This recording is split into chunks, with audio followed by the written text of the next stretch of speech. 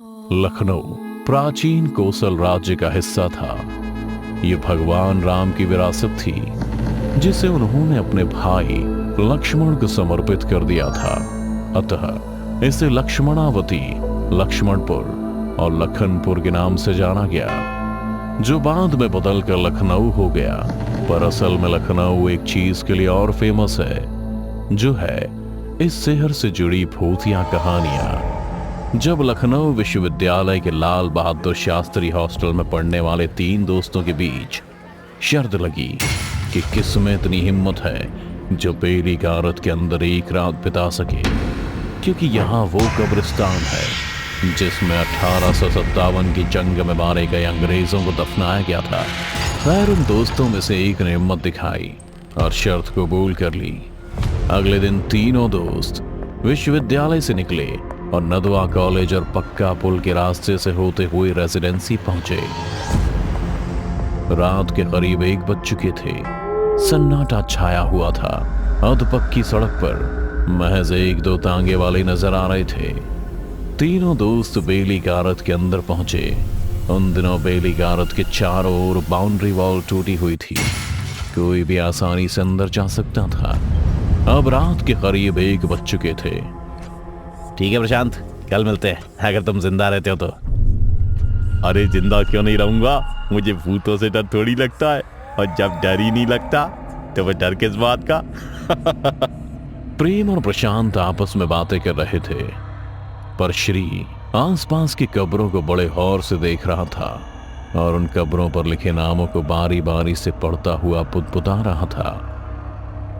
अब तो कब्रों को इस तरह से क्यों देख रहा है? यहाँ सारे मर्दों की लाश है, किसी लड़की की नहीं है, ठरकी इंसान। प्रशांत, इसका बस चले तो ये लड़कियों को कब्र से निकाल के बोले, आप बहुत सुंदर लग रही हैं, क्या आप मेरी गर्लफ्रेंड बनोगी?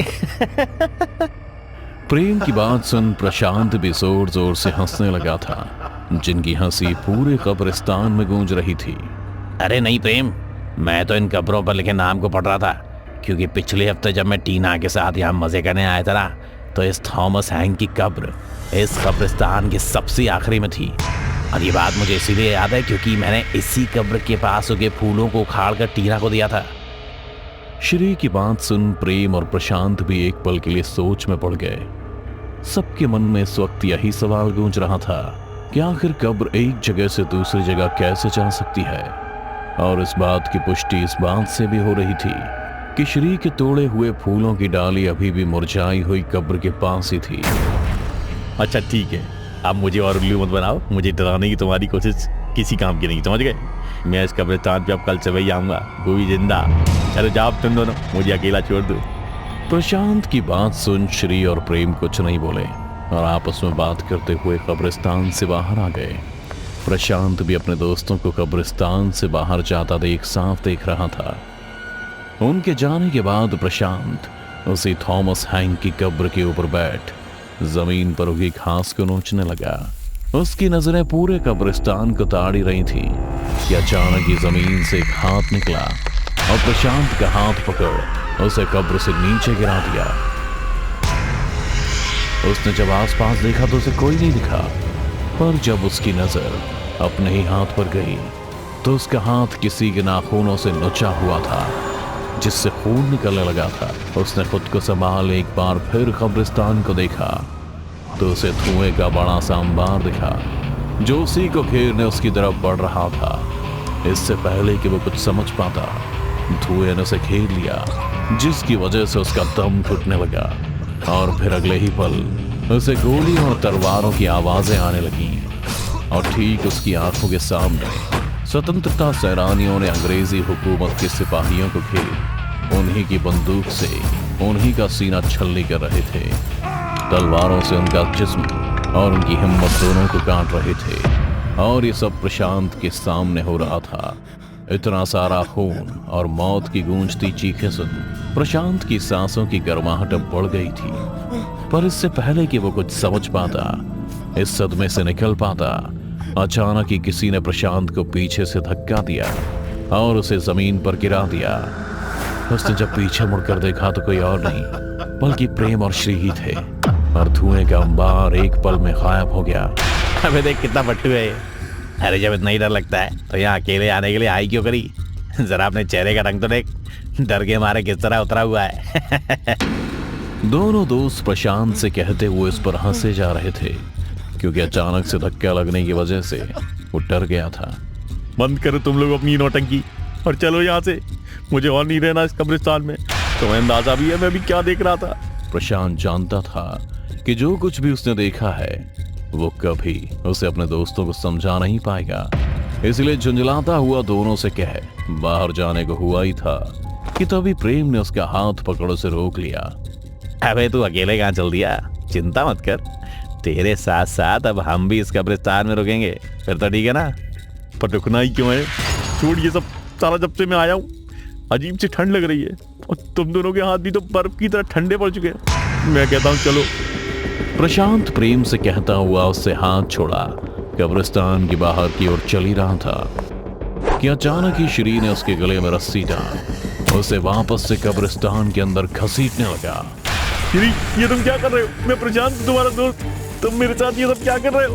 प्रशांत चीख चीख कर श्री से कहे जा रहा था, पर श्री ने उसकी एक नहीं सुनी और उसे घसीटता हुआ एक पेड़ के पास ले आया। फिर रस्सी को पेड़ की डाल पर फेंक उसे दूसरी तरफ से खींचता हुआ प्रशांत को फांसी चढ़ाने लगा।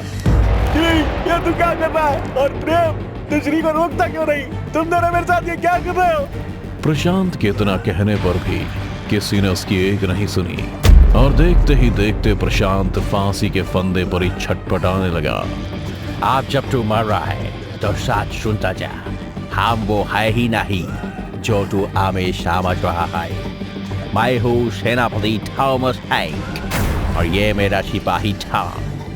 तुम भारतीय हमेशा से अंग्रेजी हुकूमत के गुलाम थे, भूल रहोगे। इतना कहकर श्री और प्रेम का शरीर धीरे धीरे अंग्रेजी हुकूमत के पोशाक से ढक गया, जिनकी आंखों के सामने प्रशांत फांसी पर लटका तड़प रहा था। प्रशांत के इतना तड़पने पर भी अंग्रेजी हुकूमत के सिपाहियों को चैन नहीं आया, तो उन्होंने अपने हाथ में पकड़ी बंदूक और तलवार से प्रशांत के जिस्म को छलनी और काटना शुरू कर दिया, जिससे प्रशांत की मौके पर ही मौत हो गई। अगली सुबह प्रशांत के दोस्त जब उसे लेने बेली गारत के कब्रिस्तान आए, तो कब्रिस्तान के बाहर पुलिस और प्रेस का जमावड़ा लगा हुआ था, जिन्हें देख दोनों की सांसें तेज हो गई थीं। प्रेम ने जब भीड़ के बीच में जाकर देखा तो उन्हें कब्रिस्तान के कोने में फंदे से झूलती प्रशांत की लाश दिखी, जिसे देख दोनों चीखने लगे थे। इंस्पेक्टर भी चीख सुनकर समझ गया था कि दोनों लाश के जानने वाले हैं। इसी कारण ही दोनों को लाश की शिनाख्त करने के लिए अंदर बुलाया गया। श्री और प्रेम ने जब प्रशांत की लाश को गौर से देखा तो उनकी भी रूह कांप गई। गला जोर से दबने की वजह से प्रशांत की आंखों की पुतलियां फटकर बाहर आ गई थीं। आंखों की जगह दो काले गड्ढे दिखाई दे रहे थे और नीचे जमीन पर खून ही खून बिखरा हुआ था। साथ ही गोलियों के खाली कारतूस भी बिखरे पड़े थे, पर प्रशांत के जिस्म पर कट का एक भी निशान नहीं था।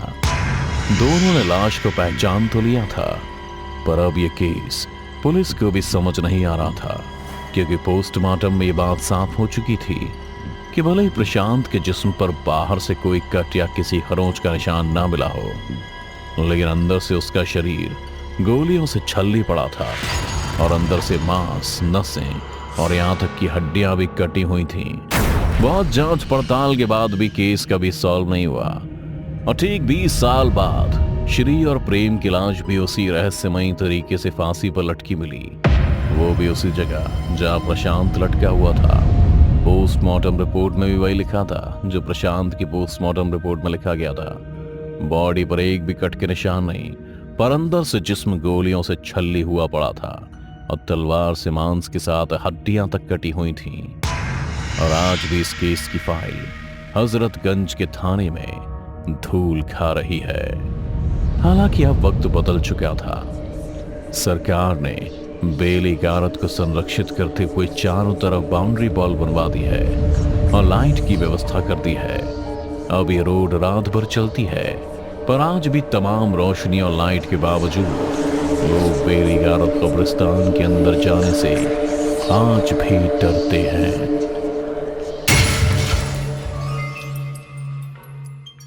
डर से भरी ऐसी कहानी को देखते रहने के लिए अभी सब्सक्राइब करें टोरो टीवी हॉरर हिंदी। और अगर आप चाहते हैं कि आपकी भी डरावनी कहानी देखें दुनिया वाले, तो अभी भेजिए अपनी कहानी टोरो टीवी के मेल एड्रेस पर।